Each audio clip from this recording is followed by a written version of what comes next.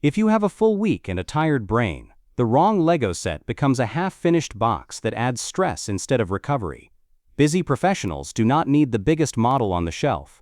They need a build that fits a real evening. They need a finish line they can reach. In this guide, you will get a simple way to choose a low-time set that still looks intentional on a desk or shelf. You will also see which sets are most forgiving when you only build in short sessions. The goal is not to own more sets. The goal is to get one completed build that resets your attention and makes you want to come back tomorrow. You can treat this like choosing a running shoe. Comfort matters more than status.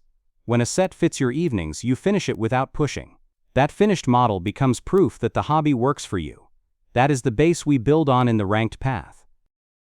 Most adult buyers overestimate how much uninterrupted time they have. They picture one long weekend. Real life gives them 20 minutes here and 40 minutes there. Large builds punish gaps.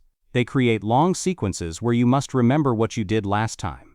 They also demand a clean table that can stay untouched. When that table disappears, progress stalls. The set becomes background noise. The fix is not motivation. The fix is choosing a set whose steps naturally pause and resume. It should store easily. It should look good even when you stop for the night. Low time does not mean low quality. It means a design that respects the way working adults actually live. Another trap is buying for a fantasy self. That version of you has a free Saturday, perfect light, and no interruptions. The real version of you needs a model that can pause without penalty. Once you accept this, the choice becomes easy and surprisingly satisfying. Your first filter is restart cost. Restart cost is the effort to sit down, remember context, and make progress again. Low restart cost sets have clear subassemblies. They let you finish a small unit, put it down, and still feel done for today. They also tolerate short attention. You can build a few steps, stop, and nothing collapses into confusion. Sets with repeated patterns and many similar bags raise restart cost. They are excellent when you have long blocks of time. They are a risk when you do not. When you choose for restart cost, you remove guilt. You create a hobby that fits your calendar instead of fighting it. Think of each session as a complete chapter. If the set cannot give you chapters, it will demand willpower. In practice, that means sets with many small finished elements beat sets with one huge uninterrupted core. This rule also protects your budget because it reduces abandoned builds. Use 3 filters before you buy. First is footprint. If you cannot leave it out, you must be able to pack it away without damage. Desk-safe builds win here. Second is session length. Decide whether you typically have 15 minutes, 30 minutes, or 1 hour. Pick a set that gives visible progress inside that window. Third is display payoff. You want a finished model that improves a room. That payoff keeps the habit alive even when work is heavy. For desk display, plants and compact art work best. For shelf display, a single strong silhouette works best. These filters turn shopping into a decision instead of a gamble. Add one more check. Storage. If you need to pack it away, you need a box that fits the sub-assemblies. Plants, bouquets, and framed art are forgiving. Wide base landscapes are not. Once these filters are clear, the ranked list becomes a simple match to your week. Tier 1 is for the busiest weeks. Choose models that build as separate small units. Each unit should feel complete when you stop. Tiny plants is the clearest example. It is built as multiple small pots, so every short session ends with a finished piece. Succulents works the same way, with distinct plant shapes that do not depend on long sequences. Orchid is slightly longer per sitting, but it has clean module breaks in the stem, leaves, and pot.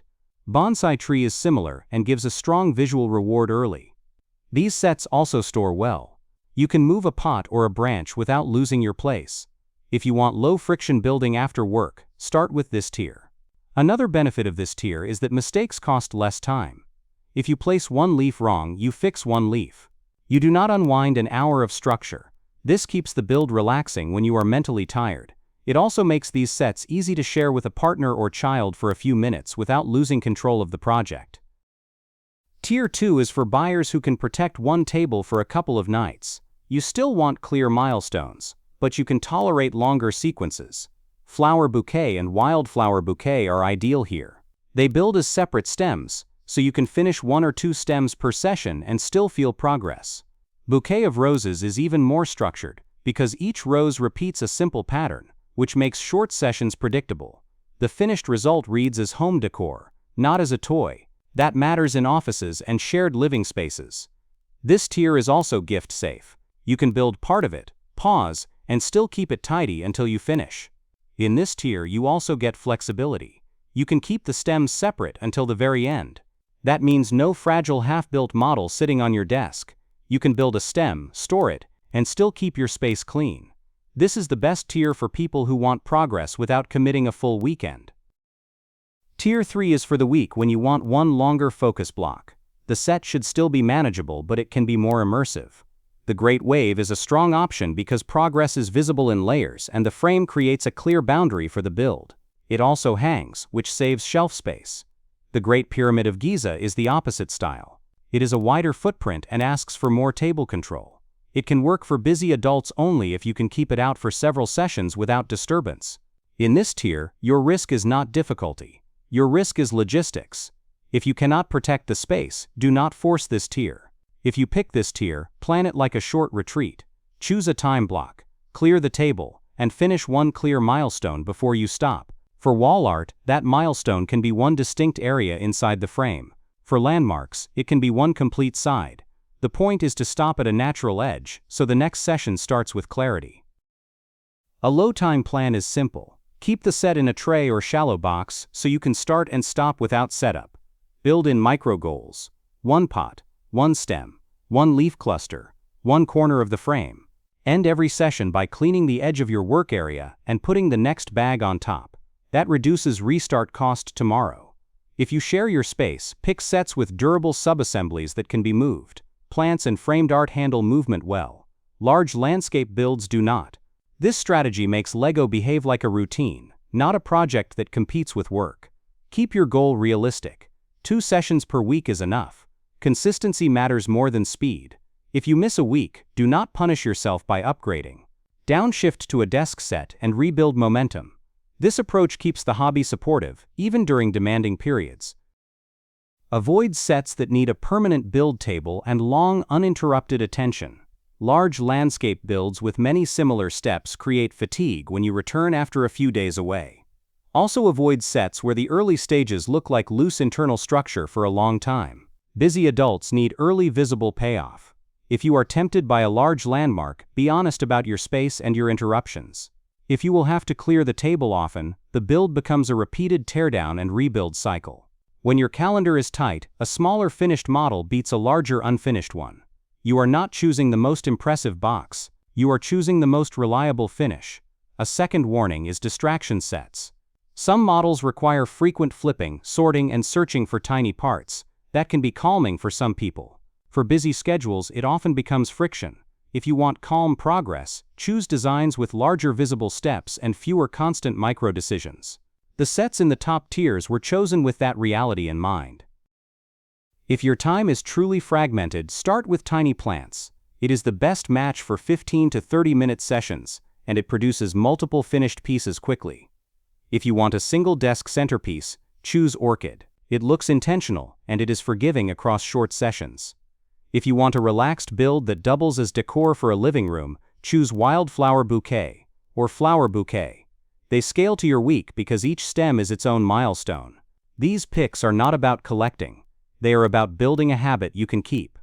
Pick one of these and commit to finishing it before you browse again. Completion teaches you what you actually enjoy. Some people discover they like repetitive calm steps. Others want varied shapes. After one completion, your second purchase becomes obvious and you waste less money on mismatches. Build one set to completion first. Pay attention to what your week actually allows. If you finish easily, you can move up to a deeper statement build like the Great Wave. If you struggle to restart, stay in the desk tiers and enjoy the steady wins. Your next step is not a bigger box. Your next step is a smarter match between your time, your space, and your reasons for building. In the full channel guide, we map these tiers across themes so you can keep choosing with confidence. Use this video as your decision template for every future purchase. If you want a simple next move, repeat the same tier once more. A second similar set confirms the habit. After 2 completions, you can safely experiment with a larger footprint or longer sessions. The channel has separate guides that map those upgrades without overwhelming you.